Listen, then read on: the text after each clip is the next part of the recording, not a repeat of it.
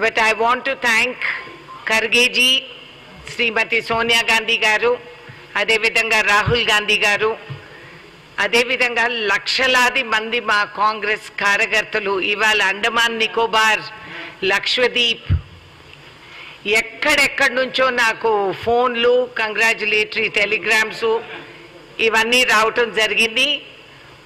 I'm deeply grateful for that affection that the people in the country have shown. And ఇప్పుడు బాధ్యత పెరిగిందే మాత్రం ఇది బహుమతిగా కాదు అని నేను తెలవపరుస్తున్నాను. ఇవాళ దేశవ్యాప్తంగా జరుగుతున్న పరిణామాలు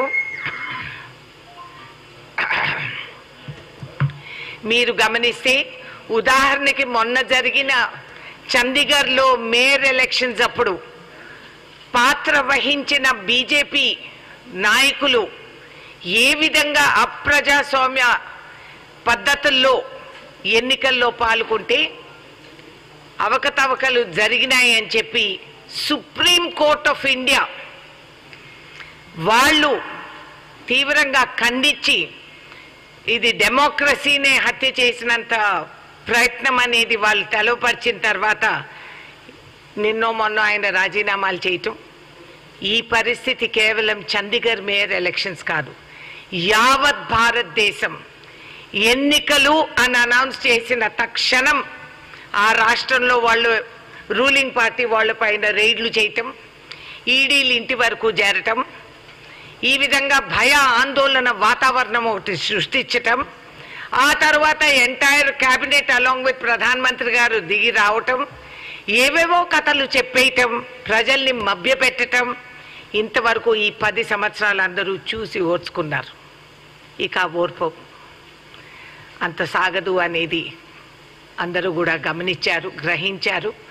రాహుల్ గాంధీ గారి యాత్రపై లక్షలాది మంది స్పందించి ఆయనతో పాటు నడుస్తూ ప్రతి భారతీయుడు అనుభవించే నరకం, బాధ, ఖర్చు, ఈ విధంగా చదువుకున్న పిల్లలకు ఉద్యోగాలు లేని పరిస్థితి, ఉద్యోగాలు లేవని ఎవరు పిల్లనిచ్చే వాళ్ళు లేరు, ఇన్ని కష్టాలకి గురి అయిన వాళ్ళు ఇవాళ కాంగ్రెస్ పరిపాలనని ఆదర్శంగా తీసుకోవటం, ఈ రాష్ట్రంలో రాష్ట్ర ముఖ్యమంత్రి గారు రేవంత్ రెడ్డి గారు నూతనంగా ఎన్నికయ్యి ఆడవాళ్ళకి మాకు ఎన్నో సౌకర్యాలు కలిగించి ఫ్రీగా బస్సు యాత్రలు, అదేవిధంగా గ్యాస్ సిలిండర్ 500 రూపాయలు, అదేవిధంగా 20 యూనిట్స్ 200 యూనిట్స్ కరెంటు ఖర్చు మాకు తగ్గింది. అదేవిధంగా మాకు రైతులకి, కౌలు రైతులకి మేము అందుకుండే సహకారం, ఇంకా ఆరోగ్యశ్రీ అందరికీ కూడా మా భద్రాద్రి రాములు వారు, మనకి ఎప్పటి నుంచో పౌరాణిక గుడి ఈ రాష్ట్రంలోనే ఉంది, ఆయన ఆశీస్సులతో అందరికీ ఆయురారోగ్యాలతో చల్లగా దీవిస్తారని, రైతాంగానికి సస్యశ్యామలంగా పంటలు పండుతాయని, ఇవాళ పార్లమెంటు దగ్గరే రైతులందరూ కూడా ఆందోళన తెలుపరుస్తూ ఉంటే వాళ్ళపైన డ్రోన్స్ పెట్టి టియర్ గ్యాసులతో వాళ్ళపైన ఈ ప్రయత్నాలు చేయటం, లాఠీలు చేయటం, వాటర్ క్యానన్స్తో వాళ్ళని కొట్టివేయటం, ఆ విధంగా అసలు పాకిస్తాన్, చైనా అక్కడ మనకి ప్యాంగాంగ్ లేక్ లే లడాఖ్లో కూర్చొని ఉంటే, అరుణాచల్ ప్రదేశ్లో చైనా వచ్చి కూర్చుంటే వాళ్ళను పలకరించే సత్తా లేని పరిపాలన బీజేపీ ప్రభుత్వం. కేవలం రైతాంగం పైన వాళ్ళ అధికార దౌర్జన్యం అంతా పెట్టి రైతాంగాన్ని గెలుగుతున్నారు. మేము క్షమించము, తోటి రైతుగా నేను కూడా వాళ్ళకి సహానుభూతి తెలుపుతూ వాళ్ళు చేసే కృషిలో నేను కూడా భాగస్వాములుగా ఉంటానని, రాబోయే పార్లమెంటు సమావేశాల్లో ఈ రైతాంగానికి న్యాయం జరగాలని, బీజేపీ చేసిన వాగ్దానాలకే వాళ్ళు అడిగినారు, మీరు అప్పుడు చెప్తే మేము విత్డ్రా చేసుకున్నామని, మరి ఇప్పుడు ఎందుకు అమలు చేయటం లేదు, ఎందుకు చేయటం లేదు అని అడిగిన సవాల్కి బ్యారియర్స్ పెట్టి వాళ్ళపైన దాడి చేసి ఇంత అసహ్యంగా యావత్ ప్రపంచం గమనిస్తూ ఉంది. రోడ్డు పైన పోయే రోమియో కాడ నుంచి రాష్ట్రపతి భవన్లో కూర్చున్న వాళ్ళకి అన్నం పెట్టే రైతాంగాన్ని రెచ్చగొడుతుంది ఈ ప్రభుత్వం. తగిన పరిణామాలకి గురి అవుతారు. రైతు అంటే ఒక కులానికి మతానికి సంబంధించిన వాళ్ళు కాదు. రైతు అనేది భూమి దున్ని మనల్ని అందరినీ బతికించుకుండేవాళ్ళు. వాళ్ళు కానీ తిరగబడితే ఏ పవర్ కూడా నిలబడదు. కాబట్టి హెచ్చరికతో కేంద్ర ప్రభుత్వాన్ని నేను హెచ్చరిస్తున్నాను, ఖబర్దార్, రైతాంగాన్ని आप लोग ऐसा हमको सताएंगे तो आपको समझ में आएगा कि किसान का हाथ सिर्फ हल नहीं चलाते हैं, किसान का हाथ आपके गलेबान तक पहुंच जाएगी. खबरदार.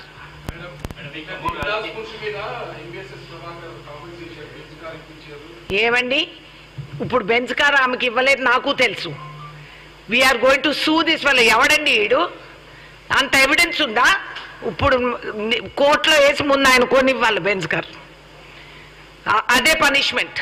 పిచ్చి పిచ్చిగా ఉంటే ఇవ్వను. ఎందుకు సంకం పెట్టుకొని దాచిపెట్టుకున్నాడు? అన్ని ఆధారాలు ఉండే అంత ఎవిడెన్స్ ఉంటే నాన్ సెన్స్. లేడీస్ పైన ఇష్టం వచ్చిన టబాండాలు వేస్తారు. మేమేదో ఏడ్చి కూలిపోయి కుమిలిపోతామని అనుకుంటున్నారు. కుక్క కాటుకు చెప్పు దెబ్బ అని సామెత ఉంది. కాబట్టి అనవసరంగా బౌబౌం అని చెప్పొద్దని చెప్పండి.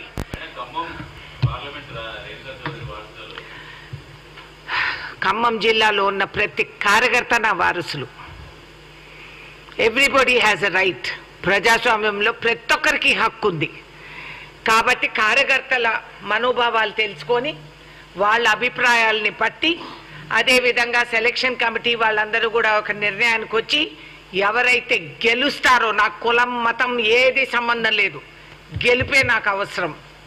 సో ఎవరు గెలుస్తారని మేము అనుకుంటామో మూకుమ్మడిగా అందరం కలిసికట్టుగా, అదృష్టానికి మాకు 3 మంత్రులు ఉన్నారు, 2.5 లక్ష మెజారిటీ ఆల్రెడీ లీడ్ ఉంది. అండ్ ఖమ్మం ఎప్పుడు కూడా గత 2 ఎన్నికల్లో కూడా మీరు గమనిస్తే రాష్ట్ర వ్యాప్తంగా ఒక తీర్పు వస్తే ఖమ్మం జిల్లాలో కాంగ్రెస్ 3 రంగుల జెండా రెపరెపలు ఆడుతూనే ఉంది. And we will continue to keep that winnowing streak. కాబట్టి ఖమ్మం డోంట్ వరీ.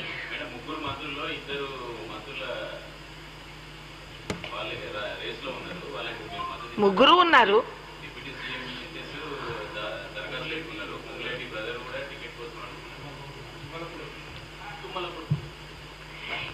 ఎవరైనా ఉండని, ముగ్గురులో ఎవరు గెలుస్తారనేది నాకు అవసరం.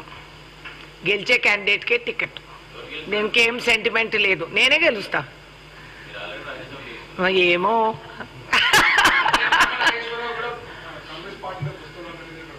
ఎప్పటి నుంచో పాపం ఆయనకి ఇంకేమీ దిక్కు లేదు. ఏంది సీటు కూర్చుండేదాన్ని కుర్చీలు ఎప్పుడు ఇస్తాం మేము. ఎందుకు ఇవ్వము? ఎవరైనా వద్దన్నారా? ఎందుకు? ఇప్పుడు నా బ్రదరేగా. నేను శూర్పణకైతే ఆయన నా అన్నగారు అయితే ఆయన ఏమవుతాడు? చుట్టరికి ఏమవుతుంది? మరి అయోధ్య రాముడు ఆ పేరంత ఎత్తంగా లేనిది శూర్పణక వెనకాల దూరంగా ఉండదు కదా. రామభక్తులు తను కూడాను శూర్పణక జాతి తక్కువ అని చెప్పి ఒక దేశ ప్రధానమంత్రి హేళన చేసి ఆ జాతిని కించపరిచేటట్టు ఆ రోజు ఆయన పార్లమెంట్లో మాట్లాడారు. ఏం పర్వాలేదు. రాబోయే రాఖీ పండక్కి నేను ప్రధానమంత్రి గారికి రాఖీ నేనే స్వయంగా కడతాను.